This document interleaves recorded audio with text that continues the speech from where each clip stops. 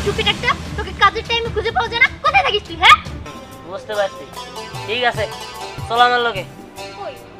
আরে আজকে তোমার বিয়া করবো। তোরা প্রায় 1.5 কোটি টাকার মতো পাবি। কি বলছস তো মামা? 1.5 কোটি টাকা পামু? এই নে, এই গাড়ির 7 লক্ষ টাকা এই ব্যাগের ভিতরে আছে।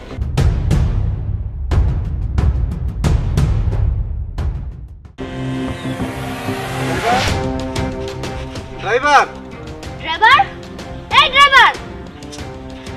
ও হ্যাঁ, ড্রাইভারটা হচ্ছে না। আচ্ছা বাবা, তুমি কি ড্রাইভার রেখেছো বলো তো? কাজের টাইমে ড্রাইভারকে পাওয়া যায় না? মুশকিলই পড়লাম, প্রত্যেকটা বাড়ি ড্রাইভারকে কাছে পাওয়া যায় না। আচ্ছা ওরা তো কি কাজ যে দূরে দূরে থাকে, ও কাছে কাছে থাকতে পারে না। আমরা একটু বাইরে যাব, ড্রাইভারকে খুঁজে পাচ্ছি না, এখন কি করি? এখন আর কি করবে? তোমার ওই স্টুপিড ড্রাইভারকে তুমি ফোন দাও। আমার আর ভালো লাগে না।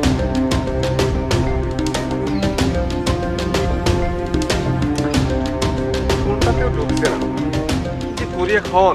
বুঝতে পেরেছি, ওকে দিয়ে কাজ হবে না বাবা। তুমি আজকে নতুন একটা ড্রাইভার রেখে দিবে, বুঝতে পেরেছো? আচ্ছা ঠিক আছে, আজকে আমি নতুন একটা ড্রাইভারের ব্যবস্থা করতেছি। আসসালামু আলাইকুম। আসসালামু আলাইকুম। তাই না? স্টুপিড একটা, তোকে কাজের টাইমে খুঁজে পাওয়া যায় না, কোথায় থাকিস তুই? হ্যাঁ ম্যাডাম, আমি তো একটু ওয়াশরুমে গেছিলাম। ওয়াশরুমে গেছিস? তাহলে তোর ফোনটা বন্ধ কেন? ফোনে পাওয়া যাচ্ছিল না? স্যার আসলে আমি তো ওয়াশরুমে ফোন নিয়ে যাই নাই। ও, ওয়াশরুমে তুই ফোন নিয়ে যাসনি না? আচ্ছা, তোকে কি এখানে ওয়াশরুমে যাওয়ার জন্য রেখে দেওয়া হয়েছে নাকি আমাদের গাড়ি চালানোর জন্য রেখে দেওয়া হয়েছে? বুঝতে পেরেছি, তোকে দিয়ে কোনো কাজই হবে না বাবা। তুমি আজকে ওর চাকরি খেয়ে দাও। দে চাবি দে। তোদের মতো ছোট লোকটা গাড়ি চালানোর যোগ্য না, তোদের যোগ্য হচ্ছে ভ্যান চালানো। যা এখান থেকে। যা বলছি, ছোট লোক কোথাকার। হাহ, স্যার নেক্সট টাইম আর হবো না। আপনি আমার চাকরিটা খায়েন না। চাকরি যদি খান তাহলে আমি সংসার চালাম কি দিয়ে? এই তোর সংসারের চিন্তা কি আমি করব? যা বলছি। স্যার আপনি বোঝার চেষ্টা করেন। এই, ছাড় আমার বাবা, ছাড়। যা যা বলছি। চল, ছোট লোক। চলো। হ্যাঁ বাবা, চলো।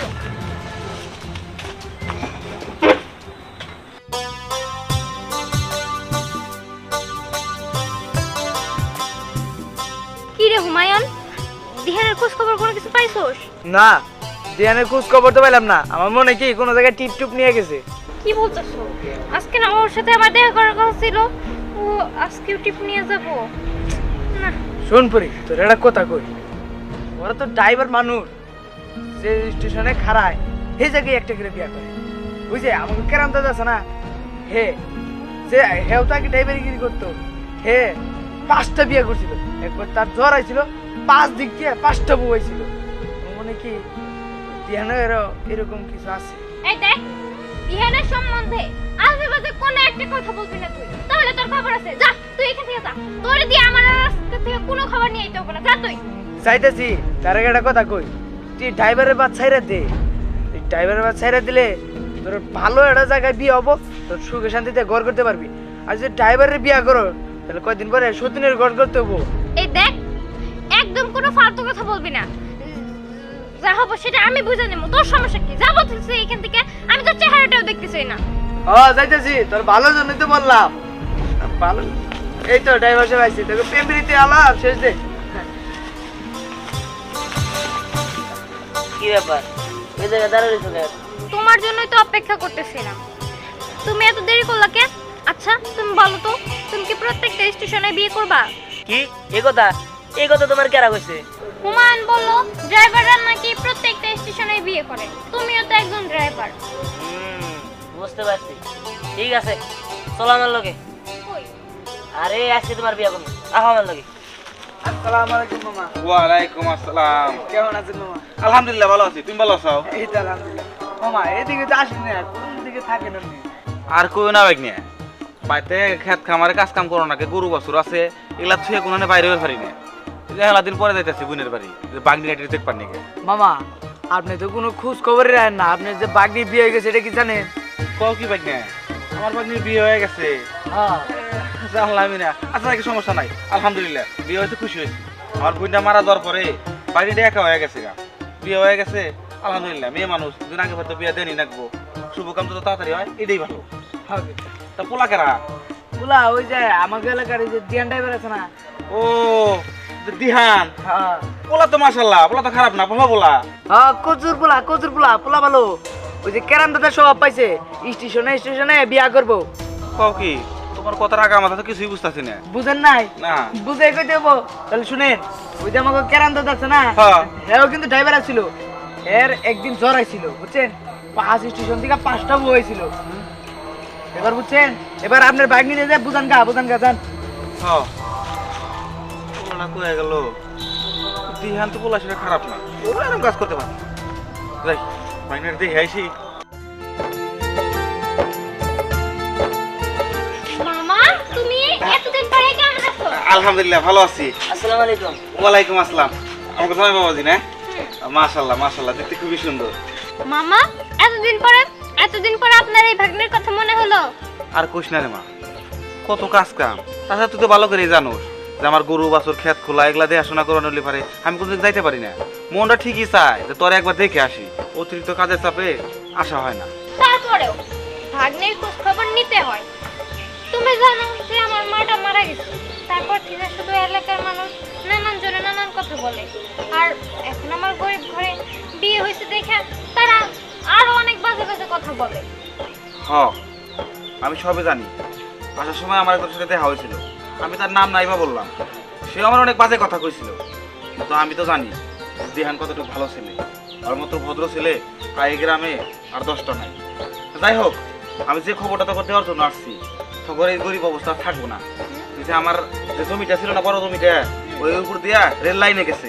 সরকার আমার অনেকগুলো টাকা দিছে, প্রায় 3 কোটি টাকার মতো। তোর মা আর আমি এই দুইজন ছাড়া তো আমার দুনিয়া কেউ নাই। তাছাড়া তুই আমার বোনের একমাত্র মেয়ে, আর টাকা পয়সা যা আছে সব তো তোর মায়ের অধিকার আছে। শোন, তোরা প্রায় 1.5 কোটি টাকার মতো পাবি। কি বলতাছ মামা? 1.5 কোটি টাকা পামু? এত টাকা? তাহলে আমাদের তো আর কোনো অভাবই থাকবে না। আমি আমার সব টাকা স্বামীরে দিব। আর সে যেন এই টাকা দিয়ে একটা ভালো ব্যবসা কিংবা কোনো কিছু করতে পারে, তার পিছনে আমি থাকবো, সমস্যা নাই। আরে মা, তুই ঠিক কথা বলছস। তোর স্বামী যেন একটা ভালো ব্যবসা করে, এই জন্য আমি ব্যবস্থা করে দিতেছি। তুই এক কাজ করিস, আমার হাতে খুব সময় কম তো, আমি আজকে বাসায় চলে যাই। তোর জামাইরে নিয়ে তুই বাড়িতে আসিস, তোর মায়ের ভাগের অংশটা তুই বুঝে নিস। আরে কি বলতেছো? তুমি এখন যাবা মানে? তুমি এতবার একটা সুসংবাদ নিয়ে আসছো, তারপরে কতদিন পরে আসছো, তুমি বসবা, খাবা দাবা, আজকের দিনটা থাকবে, কালকে যাবা। আরে দিন আসবি রে মা, আমার হাতে অনেক কাজ, আমি একা মানুষ, বুঝছ নাই? ওইদিকে মনে হয় আবার কোন গাবলা বাইজে গেছে। আরে মামা আসছেন চল। না বাবা, আজকে যাই গে। তুমি তোমার বউরে নিয়ে আমার সাথে অতি দ্রুত আইসো। অনেকগুলো টাকা বোঝই তো, আমি এত বাসা সামলাইতে পারবো না। তোমরা জিনিসটা বুঝা দিতে পারলেই আমার মনটা শান্তি হয়। আচ্ছা থাক করি যাই। আজকের দিনটা থাকলে হইতো না? পুরি, আমি কি স্বপ্ন দেখতেছি না? সত্যি আমি 1.5 কোটি টাকা পাবো? তুমি পাবা। এখন আর কেউ তোমাকে ড্রাইভার বলতে পারবে না, এখন সবাই বলবে দিহান এখন কোটিপতি। জানো ভাই, তোমার একটা কথা বলি, তোমার সম্পূর্ণ টাকা পয়সা স্বামীর হাতে দিয়ে দিলে, ও যদি তোমাকে না রাখে তাহলে উপায়টা হবে কি? আরে না না, তুমি কোনো চিন্তা করো না। ও অনেক ভালো মানুষ, ওকে আমি যথেষ্ট পরিমাণে বিশ্বাস করি। আর আমি আমার জীবনটাই তো ওকে দিয়ে দিয়েছি। আর টাকা পয়সা তো সামান্য বিষয়। শোনো নানু ভাই, টাকা পয়সা এমন একটা জিনিস, এই টাকা পয়সা যদি লোক না সামলাইতে পারে তাহলে এই উপায়টা হবে কি? ও একজন সৎ মানুষ, ও কোনোদিনই আমাকে ছাড়বে না। আচ্ছা যাই হোক, ওইসব কথা বাদ দিও। তোমার একটা কথা বলে রাখি কি, তোমার যদি কোনো ধরনের অসুবিধা হয় আমার তুমি ফোনে জানাবা। ঠিক আছে, অবশ্যই কোনো সমস্যা হলে তোমাকে জানাবো।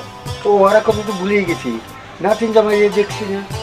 আসলে ও গাড়ি কিনতে গেছে। ও গাড়ি কিনতে গেছে?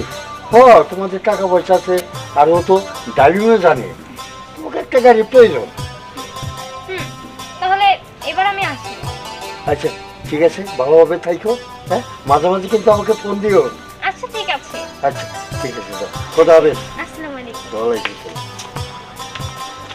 যাক, মা আমার মেয়েটা, মেয়েটা ভালো একটা ছেলের সাথে বিয়ে হয়েছে, এতেই আমি আলহামদুলিল্লাহ। যাই, চা খাই আছি। আরে দিহান জি, কেমন আছো দেওরা? জি ভাবি, ভালো আছে। আপনি কেমন আছেন? আলহামদুলিল্লাহ। ভাবি, আপনার সাথে তো দেখা হয় নাই, তাই খুশি খবরটা দিতে পারি নাই। আমি তো বিয়ে করছি। ওমা, কি কইতাছো? বিয়ে করে ফেলাইছো? বাহ, আলহামদুলিল্লাহ। জি ভাবি, আপনি আইসেন বাসায় বেড়াইতে। জামই তো নতুন নতুন বিয়ে করছো, তোমার বউ দেখতে যাইতে হইব না? তা দিহান, তুমি কই বিয়ে করলা? কেন? ওই যে পরি আছে না, ওরই তো আমি বিয়ে করছি। এটা কোনো কাজ করছো? হ্যাঁ, ওই মেয়েরে বিয়ে করছো কেন? ওই মেয়ে তো এতিম, তাছাড়া তোমারও তো অবস্থা তো ভালো না, বিয়ে করবে হাই ফাই জায়গায়। ভাবি আসলে হয়েছে কি, এতিম মানুষের বিয়ে করলে আল্লাহ পছন্দ করে, আর তাছাড়া ওই এতিম তাতে কি হয়েছে। ভাবি আসলে হয়েছে কি, যারা মানুষ বেশি অবহেলা করে তার কাছে আসলে রত্ন থাকে। পরে তার মামার বাড়ির থেকে 1.5 কোটি টাকা পাইছে। চিন্তা ভাবনা করছি ওই টাকা দিয়ে ব্যবসা বাণিজ্য করবো। বাহ, তাহলে তো অনেক ভালো। তোমার চাকরিটা চলে গেছিল, মাঝখানে অনেক দুঃখে কষ্ট দিন কাটাইছো, এখন আর কোনো দুঃখ কষ্ট নাই, এখন তো হাসি মুখে দিন কাটাবে, তাই না? হ্যাঁ ভাবি, দোয়া করে আর এক সময় বাড়িতে আসেন, আপনার দাওয়াত রইল।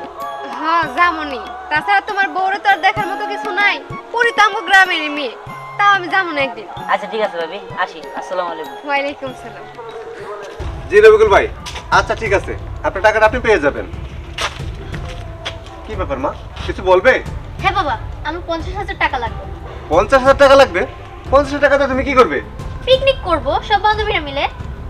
শোনো মা, আমি এখন তোমাকে 50,000 টাকা দিতে পারবো না। যদি 5,000 টাকায় হয় তাহলে তুমি বাসা থেকে নিয়ে নিও। হোয়াট? 5,000 টাকা? বাবা তুমি কি পাগল হয়ে গেছো? 5,000 টাকা এই যুগে কি হয়? আর তাছাড়া আমি হচ্ছে একটা কোটিপতির মেয়ে, আমি কিনা 5,000 টাকা দিয়ে পিকনিক? ছি ছি ছি ছি ছি। স্নেহা, এখন আমার মাথা গরম আছে, তুমি এখান থেকে যাও, পরে কথা বলবো। স্যার, ব্যাংকে থেকে অনেক চাপ দিতেছে। ও, ব্যাংকের থেকে চাপ দিচ্ছে? জি স্যার। শোনো, তুমি একটা কাজ করো, গাড়ির ছবিটা তুলে অনলাইনে ছবিটা পোস্ট করে দাও বিক্রি করার জন্য। বিক্রি হলে হয়তো একটা কিস্তি দেওয়া যাবে ব্যাংকে। আচ্ছা ঠিক আছে স্যার, আমি ওই কাজ করতেছি। স্যার, ব্যাংকের ঝামেলা হয়তো শেষ হইলো, কিন্তু শ্রমিকদের টাকার ঝামেলাটা। আচ্ছা ঠিক আছে, ব্যাংকের কিস্তিটাকে দেওয়া হোক, তারপর না হয় বাড়িটা বিক্রি করে শ্রমিকের টাকাটা পরিশোধ করবো। জি স্যার, জি স্যার। তো স্যার আসি। ওকে। আপনি কি গাড়ি কেনার জন্য আসছেন? আমি এসে বসছি। কি রে ছোট লোকের বাচ্চা, তুই আবারও এসেছিস চাকরির জন্য? হ্যাঁ, তোর মতো কর্মচারীকে না আমরা আর চাকরিতে নিব না, যা এখান থেকে ভাগ। সেটা কি বললি? আমি তোদের এই গাড়িতে চাকরি করবো বাবা? শোন, তোর বাবা এই গাড়িটার একটা সেল পোস্ট দিয়েছিল, আর সেটা দেখে আমি এই গাড়িটা কেনার জন্য এসেছি।